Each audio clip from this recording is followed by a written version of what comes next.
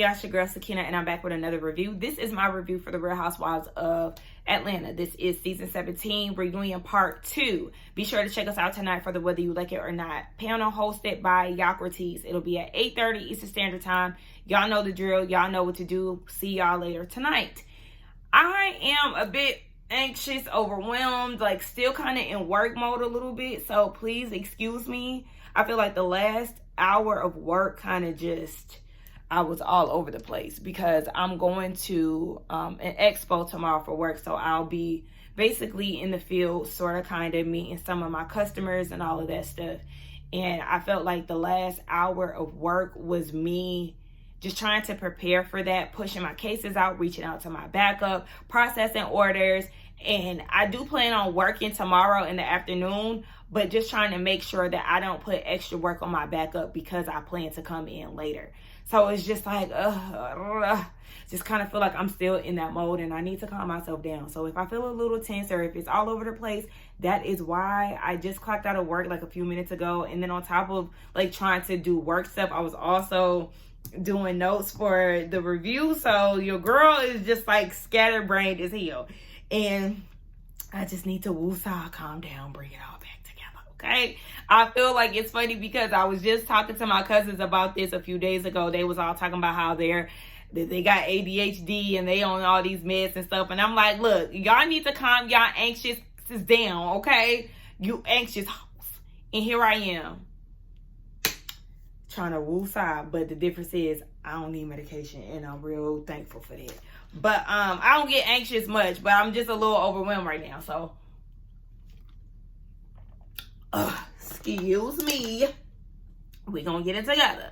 So, let's go ahead and get into this review, baby, because we got some things to talk about. Now, the episode opens up with Cynthia joining the cast, getting on stage. And Andrew, I was about to call him Andrew and Anthony all at the same time. I'm starting with the bull. Already. Anyway, Andy gives her an update of all the things that she missed while she was preparing backstage. And Cynthia said, now what else is going on? Listen, Cynthia's going to take that phrase and run with it, okay? She done ran with it so hard that she got a song, an EDM song. Just like I told y'all, I think it was the finale that we heard the song. They end up playing it. Baby, the way that Andy was like doing, I said, he is so white. He was so white, but he was so geeked about Cynthia and her song. I thought it was really cute. The girls enjoyed it, and I said, look, you can play that in transitions on Housewives and all of that stuff, and, you know, let Cynthia get her money. But he lets her know that Drew is finally divorced, and that segues into Drew again and asking Shamia the question of what her intentions was by mentioning to Kay that the women didn't want to be friends with her. So we picked up where we left off last week with that. Again, Shamia let her know and everybody know that had nothing to do with the cast group. Porsha chimes in and says, yes, it does have something to do with the group because to Porsha, she feels like it sounds very manipulative, kind of like isolation and a way to buy loyalty from Kay. And she said, especially with Shamia mentioning a group of people who previously hurt Kay. I absolutely understand where Porsha is coming from, and I could agree with her when it comes down to it because I said at the time when Kay brought this up to Pinky that it does seem like a bit beggy. Like, what did you want the outcome to be? Or how did you want Kay to feel saying things like, well, you know, my friends really don't fool with you. They really don't like the fact that I'm friends with you. Or however it is that Shamia kicked this to Kay. And if she said it several times, how are you expecting Kay to receive this information? Especially knowing that, you know, she has a past with these women, but she's still trying to build a friendship with you. And what it seems like is, you know, y'all are building something genuine, but it's hurtful to hear, like, you know, I'm paying the ultimate price being friends with you. Like, okay, girl, well, if you feel like you got to choose between me or them, go be with them. I understood exactly what Kay was saying when she said that because, girl, what? Especially hearing that it was constantly being brought up. Shamia, you was dead ass wrong with that. And Shamia admitted, like, yeah, I did bring that up a few times. And Porsha felt like, yeah, that's the start of an alliance from the sounds of it. My thing is, though, Porsha, wasn't you supposed to be a part of the alliance from last year? Remember when Shamia was getting ate up last season and she pretty much admitted that, yeah, there was some type of sit down or some type of arrangement that there was going to be some type of alliance. Wasn't Porsha supposed to be a part of that? But even outside of that, because obviously I don't think that Porsha was in the alliance, but Porsha was a part of freaking Frack, which was an alliance to essentially go against Kandi. Porsha jumped into Phaedra and Candy's issues, something that didn't have anything to do with her, and chose a side, which was obviously Phaedra's, which led into the season 9 fiasco. And also, I would like to say that Porsha is clearly, whether it's spoken about or not, is clearly in an alliance with the couch that she's on at the time. What, didn't Drew tweet something about the core 4, the whatever? Didn't she tweet about that? I remember something like that. Y'all correct me if I'm wrong, but especially when you put a name to it, it sounds very much so like an alliance. My whole thing though is nobody is above it. All the things that the girls are accusing each other of and pointing fingers at, none of y'all are squeaky clean nor above all of this stuff. And Drew is sitting there, you know, doing facial expressions and all of that. Girl, again, you're the one that was tweeting the bull. So, girl, save all of that. Kay mentioned that Shamea tried to be friends with her first. I mean, maybe Kay was being reluctant to really hang with Shamea because she know who she's affiliated with. I mean, I do like that they were still able to push all of that stuff aside and really get to know each other. And it seemed like they were really bonding with each other and forming a real friendship. But obviously things was going left. And I'm going to say that they both played a part in that. So then they pick up back to the off the camera situation that Andy put a pause to on the last part of last episode's segment. So Kay said that they went out to dinner and Shamea was asking her questions, basically just trying to see how she would answer. Now, it's her, Kelly, and Shamea that all went to dinner. Kelly kind of spoke on it and she said that things did get heated and they said some things that were mean to each other. And Kay was like, Shamea was lying about her other friends and talking about the conversation about her mom being in the club. And I guess things got heated to the point where Kay stood up. She hit the table. She was hovering over Shamea. This is all according to Shamea. She hovered over her and was like talking like that and all in her face. So while Shamea is talking about how Kay was getting upset, Angela over on the other couch chimes in and says, because people get mad at you for lying. You're lying. Angela, shut the fuck up. Like, I don't understand. And I like the fact that Shamea really isn't giving her too much. She'll be like, shut up, I'm not talking to you, and keep addressing the situation at hand. But Angela, you literally keep trying to involve yourself in stuff pertaining to Shamea. Shut the hell up. Nobody asked you. Nobody called your name. I'm not understanding. And so Shamea said that she did watch the episode about the club scene and it honestly pissed her off. She showed Kay a video showing the timestamp of them not arriving at the club at 2 a.m. It was like 11 p.m. at night. And Kay is like, either way, my mom don't be in the club dancing at the hookah lounge with a white suit on, saying hallelujah and calling her a Jezebel, referring to Porsha. When I tell y'all that this was so lame to me, I said, Kay, absolutely the fuck not. I thought it was so lame for her to try to... I thought it was so lame, especially because she is the same person who was trying to stop Shamea from bringing up the mothers and their issues in Scotland. Yet you want to try to add more fuel to the fire by mentioning that Jezebel comment unprovoked. It was not even that serious. And I don't give a damn what your mama over there doing. If Shamea mama want to hit the club and have a good time for one night, or if it's a one-off situation, if it's something that she do on a regular, so fucking be it. That don't got nothing to do with what your mama doing, because nobody is bringing up your mama. Like, I just felt like you could have left that where it was at. And it kind of gave deflection to me. Like you was trying to shut Shamea down for whatever she was saying. And so Kay is saying that she has it on video with Shamea's mama calling Porsha a Jezebel. And Porsha was like, yeah, she told me things that you said with your mother. So Kay, it's starting to look like you playing both sides to me. Because why are you going over to Porsha telling her what Shamea said? Was this after the dinner that you had with Shamia when things got heated? You decided on Mad Day to go and spill y'all's conversations over to Porsha, knowing that they are not on good terms, knowing that mothers is a hot topic between the two of them. Like, it's giving real lame energy. I don't like that. And so Kay said, your mom FaceTimed your dad at the club, and she said that Porsha's mom needed a pipe fix, so she called your dad. What are we talking about? And so at this point, Indy is like, yeah, let's leave the mothers out of it. And he wants to know where Kay and Shamia stand. For Kay, she said that she can be open and, you know, be around Shamia, but she can't trust her. It's the same for Shamia. She feels like she don't want to be close to anybody who is ready to beat their ass anytime they don't agree with them. And so Kelly is like, I don't like the fact that y'all letting that couch over there affect y'all's friendship. Hey, Kelly. I don't like the fact that you included that other couch, because at this point, they really are not a factor of what's going on. I mean, Porsha was a part of it a little bit, but at the end of the day, the sole focus is not that couch over there. Even with them saying, leave us out of it, but y'all saying leave us out of it, but Angela, you literally just chimed in when nobody was asking for your ass. So I'm going to need you to shut the hell up. And yes, again, Kay did bring Porsha in by trying to expose private conversations.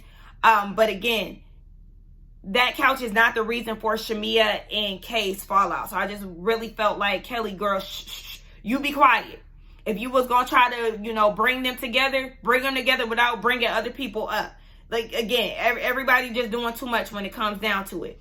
And so Angela brings up Shamia's house and how Kelly is living there. Angela, what the fuck does that have to do with anything? You already said this frying chicken in Shamia's kitchen line. Why the fuck is you saying that again? Angela looked so lame this part of the reunion. I told y'all she has been on a decline for me. And I just felt like, here we are again, reciting the same shit. But Kelly, you also irritated me when you asked Angela what's her business is and nobody on the other couch has a brick and mortar. Nothing that you're doing on this show is brand new, Kelly. I'll give you, okay, you did an event in, was it Balenciaga? Child, it was one of them damn, Balmain, I think. Like, okay, you did that, but you're just not that innovative like you think you are. Girl, I'm gonna need you to pipe down and take some of that dip off your chip, because it's starting to really get on my motherfucking nerves. Anyway, we get into Pinky segment. A bankruptcy update. She says she's almost at the finish line. She was initially embarrassed about the whole bankruptcy situation, obviously, because it was all in the blogs. But she feels like this is a rebirth and she would do it all over again if she had to. She looks at this bankruptcy as a tool. And so Phaedra chimes in, and she didn't really take too kindly to that bankruptcy is a tool comment, because Pinky has a lot of black investors. And so Pinky is like, I have a mixed crowd of investors, but there were things that happened behind the scenes that Pinky didn't speak on because she's professional at the end of the day and she wanted to protect a lot of people. She said, at the end of the day, Phaedra, that's none of your business, okay? And Phaedra said, I didn't ask. But you included yourself in a situation that nobody asked about. Nobody asked your opinion. Andy didn't ask your opinion. So, girl, you inserted yourself into what Pinky was saying. Come again, bitch. And so Phaedra was like, you do all of this bragging, and Pinky was like, it could have happened to you at the end of the day. And Phaedra said, it couldn't happen to me because I'm self-funded. And so Pinky tries to tell Phaedra about business, and Phaedra declines because she's been in the game for 20 years. I mean, yeah, when people know business, they know business, but also there is different sides to business. So, but before they even get into that, Pinky hit Phaedra with the whole win a case thing. I mean, listen, okay, that win a case thing is getting old and stale. Yes, let's bring something else up, because I feel like more than anything, Phaedra showcases her. She tried. Let me go see some. Sorry, I'm back, y'all. My dog might have dementia. I know. And so I was researching it the other day, and one of the symptoms is having accidents in the house, and that's what she's been doing. I took her to the vet. I thought maybe it was like a UTI or something. It's not. But I took her to the doctor a few months ago, and one of my cousins came over and he was like, she might be, going through dementia or something. And I finally looked into it yesterday, and she was hitting like all of these signs. And so I have to make a vet appointment for her. But when she get to running around and stuff, I need to go see what it's about. But she had to go outside. Anyway, what was I saying? Yes, Pinky hit her with the winning case thing, and I really feel like we gotta leave that where it's at, because Phaedra more so promotes her mortuary business than, you know, her lawyer side. Obviously, she was representing Kelly this season, but I just feel like she puts her mortuary business more in the forefront than anything. So I just feel like the whole winning case thing, let's lay that to rest. Pun intended. It wasn't intended, but yeah. So Pinky is like, well, let me give you some knowledge on the restaurant business. Typically, it doesn't make it past 3 years. She was able to exceed that, and she has 14 franchises. She said, I don't judge your walk, so don't judge mine. I said Pinky is well within her right to give Phaedra that energy, though, because Phaedra, your energy was unwarranted towards her. I understand that you probably feel some type of way, and maybe Phaedra could have voiced that with maybe a different delivery, but it was just like, girl, I'm gonna need you to calm down, because what is all it is? Phaedra feels like all Pinky does is brag and give people ideas, and Andy feels like she's coming off a bit flippant about it and kind of using the bankruptcy as a crutch. And so Pinky's like, what am I supposed to do? Cry about it? That's not my personality. But she also feels like she represents the people who ever lost anything. Angela chimes in and said that she feels like people were hurt because basically she lost their investment. And Porsha then chimes in and she feels like the least that Pinky should have did was acknowledge the investors. And which I understand where they were coming from. But Pinky just feels like there was a misconception. She said that she had an issue with the people running her company. It wasn't necessarily her mishandling the funds. It was the people who were supposed to be keeping the operations going. And so Kay is like, at the end of the day, I got to give Pinky some credit, because she's saying how hard and sad Pinky was behind the scenes. Like, it may look one way online, but you know, behind the scenes, she was really broken up about it. And which I believe, because we, the audience, had seen her crying about it. So I don't like how they're trying to make it seem like she's just so, like, you know, nonchalant when it comes down to it. We literally have seen this woman crying about it to the point where some of the audience felt like, oh my gosh, why she keep talking about bankruptcy, da da da da. Y'all know that that was something that was in the forefront of her mind, something stressing her out. We seen her crying to her husband, crying to the ladies. Literally, we know that this is something that had been bothering her. And so Kelly was like, at least you took that failure and turned it into a lesson for entrepreneurs. Hell, Angela was about to file for bankruptcy last year. And so Angela chimes in and was like, it never did. Don't bring me up. And she said, when I came to this group, I exposed my failures. I didn't come in and said that I could buy somebody's foreclosed homes. Okay, I get that, Angela, but also, didn't Pinky do that? Pinky literally led with her issues, telling everybody that yes, she is having financial issues with her business. She had to buy the business back. She is thinking about bankruptcy. She literally did the same thing. And I felt like, yeah, Pinky did bring up the whole buying Angela's foreclosed houses and all of that. But I also felt like, you know, they was going back and forth reading each other. So I'm not really mad at that. And so Cynthia spoke to the situation with her, you know, investing money in Bar One and all those things that Peter had going on. And she said it just kind of gave a bit confusing, you know, did you have the money or did you not? And we were confused too, Cynthia. We were confused too when it came down to you and Peter and y'all's money.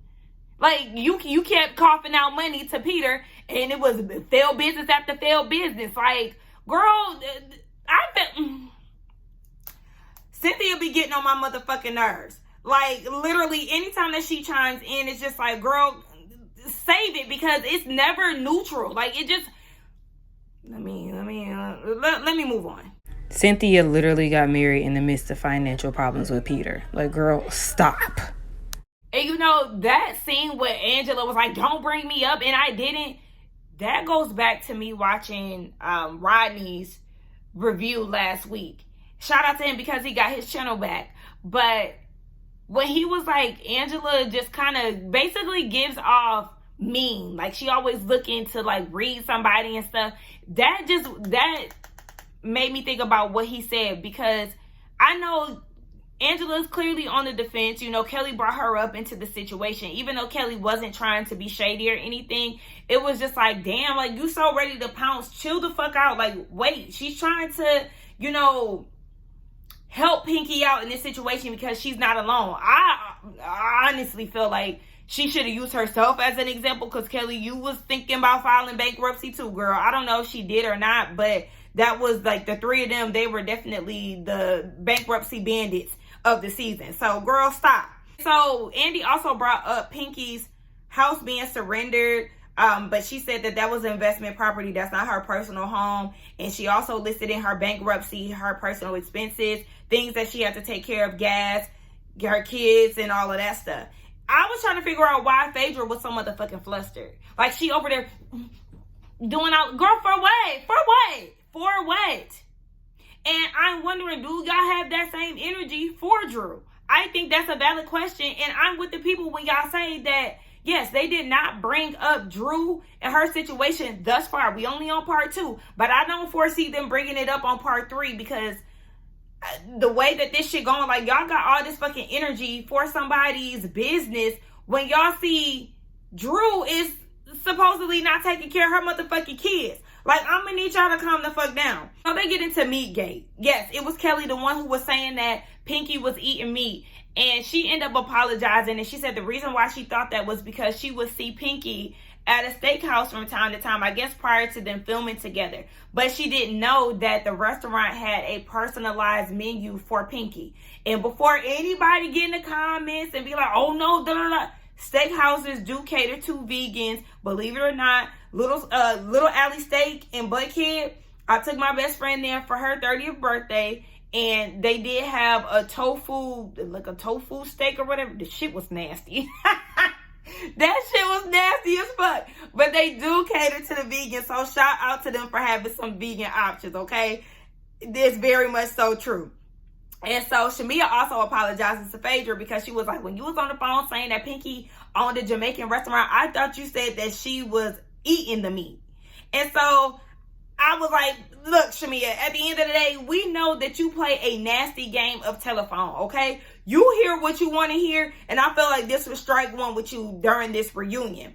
And so Phaedra was like, yeah, but Pinky never apologized. We've done business together. You never called me. You came for my wigs. You said I ate people, yada, yada. And Pinky was like, yeah, and I'm not. I said, period. I love when Pinky said that, yeah, and I'm not. And we damn sure did not see her apologize to Phaedra, which I love, because y'all know I am a firm believer in not apologizing if you truly do not mean it. And so Pinky was like, yeah, I'm not going to apologize, because she said that Phaedra called the higher ups on her. This is where things get so confusing to me. Phaedra said that Pinky made a comment about having to protect herself. I said, what is it, a pow? Like, I'm not understanding. What's this protection being used that y'all speaking of? Phaedra said that Pinky made these comments even though Pinky is denying it. Pinky said that she was new to the group and she wanted to be professional. And so she said that she was just going to hold in this comment. That's why she never said anything to Phaedra about it. And so Andy is like, Phaedra, Pinky been holding this in. She felt like you thought she was a threat. Like, do you understand where she's coming from? Phaedra said yes. And she was like, if I wanted to go to the higher ups, I would have. And this is where shit truly pissed me the fuck off. Because Andy goes and tries to vouch for Phaedra and tells Pinky, I've known this woman for many years, and if she wanted to go to the higher ups, she would have. I know you motherfucking lying. I know you motherfucking lying, Andy, because there's no way you sat your ass on that motherfucking couch, chair, or whatever and defended Phaedra. The same one, what you seen in Reunion 9, where you seen her lies unraveling and all the shit that she put Candy through while she was in cahoots with one of the producers, and she sat there and lied on Candy and tried to ruin her reputation. Like, that is insane to me. Are you sure this is the hill that you want to fucking die on? That is insane. I'm just like, this cannot be fucking for real. Like, I just be feeling like sometimes we are in the twilight zone when it comes down to it. Because, Andy, you should have sat there and ate your motherfucking food. to literally sit there knowing Phaedra's capabilities, you fix your mouth to say that shit. To me, I feel like you're also drawing a line in the sand and where you stand. It's obvious that you're more on the side of the Porsha's, Phaedra's, and Cynthia's. That don't even need to be said. We already know. And I understand you have a longer relationship with them, but that does not take away from some of the foolish acts that they've done throughout the years of being on this show, especially them two together. I thought that was so out of order, and that's what I'm saying. Like, you need a neutral host who can see things for what they are, and I feel like this was a clear sign that Andy is no longer neutral if he ever was. Like, absolutely not. Time to bring in a new host, because what the entire fuck was that? And so Pinky said that they moved on and she can let things go, which Angela did say that she appreciates about Pinky. I think that production failed to explain what the hell was going on between Phaedra and Pinky. I keep wanting to call Andy Anthony, one of my friends, and it's really bothering me. But I felt like Andy really failed to kind of navigate that conversation, because it's confusing. I had to phone a friend. I had to ask the group. I say, y'all, what the hell are they talking about? Nobody knows. So when we get on the panel, we ain't gonna know what the hell was going on with this. One of the viewers asked about Pinky not telling her husband. She said she did mention it to him a while ago as far as her not taking his money. She was like, again, that's pretty much her personal issue she wanted to handle, especially because the company was dissolving. And when it comes down to Edgewood, she said that they did get picked up by a major network. Okay, shout out to Pinky. I love that. And then, of course, they bring up Drew showing her ass up to the casting call, but not performing. I understand Drew has a protocol to follow. I understand. I get that. But your presence was not needed, baby. What was the point of you coming? And then I feel like I showed up and that should be appreciated. Girl, you showed up snarky and wasting people's time. Get the fuck on. Now was not the time and the place. Go home. Also touch on Pinky's lesbian relationship. She said, look, that lesbian shit is cute and fun for a few weeks until shit gets serious and they start getting clingy. Of course, that's right up Porsha's clingy alley. So we move on and we go to a break. Porsha and Drew, they get together and they talking about how Kelly doing all these interviews saying that she has daughters, and Porsha going around saying that she been with married men and her daughters have to see that. And Porsha was like, okay, but what about mine? What about PJ? Because she lived through your married man experience. So what do you mean, what about your daughter? Baby, she already seen what her mama is capable of. She lived there with the man. She was on his lap and all of that stuff. Remember? Yeah. Porsha said that she did a lie detector test when it came down to Kelly sleeping with the married pastor man, all this bullshit. And I'm just like, girl, we don't care. This is not a life or death situation. So I don't even understand why we even taking this to this point. They get into married man gate after break. And Shamia said that she never dated George. Like, he was married when she got introduced to him. So Andy wanted to know if Phaedra and Porsha were shocked by Angela denying that she was the one who brought up the sex part to George's wife. And Angela said that she brought up sex, but she never said that Ashley was the one who told her that. And Shamia said, yes, you did. So then they show unseen footage of Shamia calling George. And again, Shamia is listening to hear what she wants to hear, because yes, even though it was a lot going on, a lot of he say, she say shit in Scotland, Angela never said that George's wife was the one who said that they slept together. Angela still was on bullshit, but she never said that. Either way, Shamia said, Angela, you did ask if I was having sex with that man. And I think it's funny that Phaedra and Porsha never said anything to Angela, who was obviously lying about it. But they then talked about Drew thinking that Angela was vindicated. She still stands on that. And Andy was like, but George and his wife, they both confirmed that there's nothing to this. Angela then says, okay, but don't call me a liar. I don't have to believe it. What the fuck are you talking about? Like, literally, why are you so concerned if this man is sleeping with Shamia? Why are you so hell-bent on that? I think it's weird that she's still doubling down and she's still going as hard as she was months prior. Like, you still feel that strongly about this situation to where you like, well, I mean, I don't have to believe it. What the fuck is that? Like, it's starting to get extremely fucking weird. Angela is really showing her weird side and her desperation, especially when it comes down to Shamia. It's so fucking yucky and lame. So then Kelly says, you don't like it when somebody says that your husband is cheating on you. Why would you say that? Exactly. Like, what are you talking about? And Angela's like, you've been going in on my husband since day one. And I'm like, well, we can't forget about, do the world know about that baby though? So yeah, Kelly, you was all up in the mix. And of course, Angela wants to pull out her infamous line. You'll understand when you get a husband. The fuck is you talking about? She already had a husband. Do you not see her fucking storyline is in regards to her ex-husband? She been there, done that, bitch, and you keep trying to throw men in their faces, and it's weird. Your nigga doesn't even like to show you any attention for real. Your man is the type who will say some shit to embarrass you rather than just fucking keep quiet. Like, Angela, shut the fuck up, girl. You and Charles is not giving no powerhouse energy and none of that. And I don't give a fuck if y'all was or not. You still don't throw no nigga in any woman's face. That shit is tired. It is male-centered.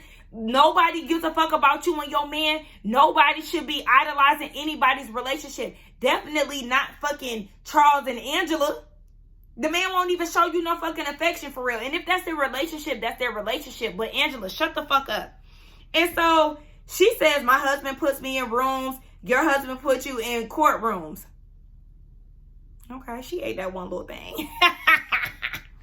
And he asked, did Angela say that Shamia slept with George because Shamia told her daughter that she's nicer than Angela? And Angela was like, no, actually coming into the group, she tried to bond with Shamia because they're the same sign and they're both married women. She was saying how I think they went on a trip together. She was buying stuff for her kids and all of that. And then she brought up Pinky's event and Shamia calling her messy. Again, another unseen clip where Angela felt like she was bringing Porsha and Shamia back together because Kate was saying the same thing. And Shamia was like, no, actually, you and Drew was being messy and muddied the waters a little bit. Y'all was prying into me and Porsha's relationship. And so Angela is telling Andy, I was about to say Anthony again. Angela is telling Andy that set the stage on why she took that to Dallas. I said, okay, I understand you cleared the air with that, Angela. I get it. She said that she felt like if anyone was talking to Kay, then it probably was Shamia because of what she experienced. And so Shamia feels like that messy comment catapulted the rest of their drama, with Angela accusing Shamia of pinning Kay against the girls, with Angela saying that she slept with George, Angela saying that she slept with the Hawks players and the football players. And yes, I will say that Angela seemed extremely pressed for the remaining of the season when it came down to Shamia. It got a lot of us wondering, where the hell is the origin of this beef? We all were confused. It seemed like Angela had a heart on, like, girl, get the fuck over it. What is really going on? And so Pinky, the producer, she asked the viewer a question, and she said, Angela, have you really forgiven Porsha for the comment that she made about your husband? Because all season you spoke negatively about her in your confessional, but yet y'all were on outings together. And Angela said, I'm going to talk my shit in confessionals because all the girls last season was talking their shit about her. Angela said that she was able to get past what was going on with her and Porsha because Porsha never brought it up. Why would she? She already told you what she was going to do if you keep it up. So, yeah. And I also felt like if Porsha left it alone and never brought it up, why are you? Yeah, you seem like you are still pressed, because if you did not give a fuck, you wouldn't be talking about it, bitch. So, okay, sure thing. Yeah, you're over it. Okay. She said, meanwhile, when she thinks that she's moving on with Shamia, she brings up her marriage and she feels like the needle is always moving when it comes down to that. So then Shamia asks a viewer's question. She was like, are you trying to get me kicked out of the Hawks Stadium the same way y'all kicked out of the Knicks Stadium? Obviously, Angela is trying to play dumb. No, why would I get her kicked out? Andy is like, because you're implying that she's sleeping with players. Like, girl, what the fuck? Angela says, if it's not true, and she said it's not true, is an investigation based on something that I said or something that she did. Let's not fucking play. Like, you know exactly where you're going with this. You know where Shamia's going with this.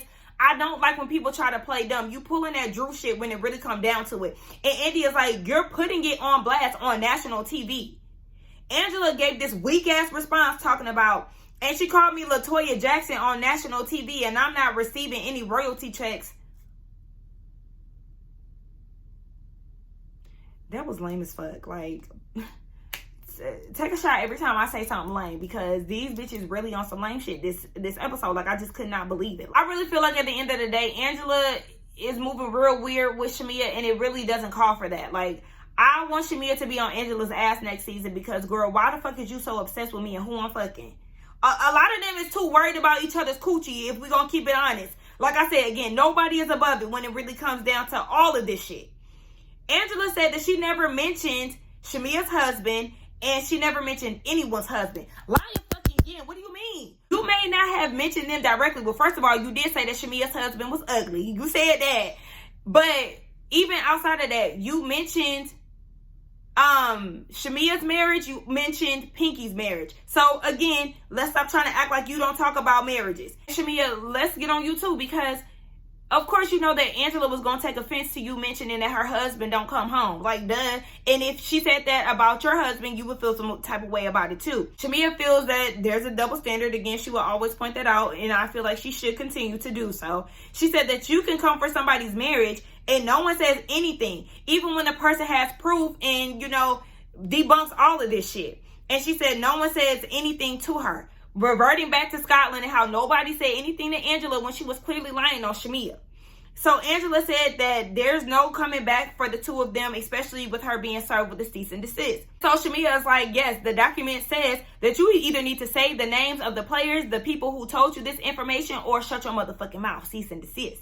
And Angela claims that the person that told her that she was sleeping with Hawks and NFL players is a reliable source. Oh yeah, just like Pookie them, Junebug them, and everybody else who said that Phaedra was the godfather of Atlanta. Girl, shut the fuck up. Your sources are not credible at this point, baby. You gonna have to show us paper receipts of what the fuck you talking about. Otherwise, keep that shit in the background. Now, Angela said that she feels some type of way that Shamea is saying that Charles doesn't come home because it was a joke. And I feel that it's funny that, oh, it's a joke when it comes down to your husband, but the fact that George made a joke in regards to Shamea, you want to take that as fact, you want to run with it and try to insinuate that this married woman is sleeping with this married man. Yeah, girl, no. And so Shamea was like, you got more smoke for me than the people who tried to fuck your husband. And so Angela was like, oh, so now Porsha F my husband? Like, hold on. Porsha chimes in and was like, this is why Angela is holding on to things, because there's no accountability outside of Porsha making her comment. Porsha said that Kelly is the one who said that there was a secret baby, and Shamea said that Charles had a woman out of town, and I guess he gets around. And so Porsha says that she doesn't know the man. I said, that wouldn't stop you from sleeping with him if you didn't know him or not. So you saying that you didn't know Charles is neither here nor there, because at the end of the day, you said if Angela keep it up, you're gonna fuck him. And we already know you have a track record of, you know, doing so. You married the man. Angela's whole thing is Shamea never apologized, and that was the issue for her too. And Shamea said that she did, but of course we got the flashback of Cynthia's Juneteenth event where they had a one-on-one conversation, and Shamea did not apologize. And I remember watching that scene being very annoyed by Shamea, because she was very smug and she really didn't give a fuck about what Angela was saying, and I thought that was rude. But Shamea ends up apologizing to Angela, and honestly, I feel like, Shamea, you could have saved that. That apology was shitty. It was all over the place. It wasn't like intentional. Like, girl, you don't really give a fuck, but you just doing it for the sake of doing it. And Angela accepted it for the sake of accepting it. I feel like y'all still got chips on y'all shoulder. Y'all still got some hitting. Y'all still have obvious animosity. It's not even hitting. So I don't understand why y'all even going through all of this passive shit, because y'all don't mean it. And it brings up how Shamea said that she almost lost her NBA job because of the accusations that Angela was putting out there. And he wants to know, does Angela owe her an apology? And Angela was like, if it's not true, because she still stands on her source. And she apologizes if she offended her. At the end of the day, I can't even give too much when it comes down to it in Angela's apology, because Shamea, she wanted an apology from you last year. You couldn't acknowledge it. You couldn't give her anything. You was very nonchalant about the situation. And so now she's giving you that same energy back. And it's just like, well, you can't request something out of her that you wasn't even willing to give her. Yeah.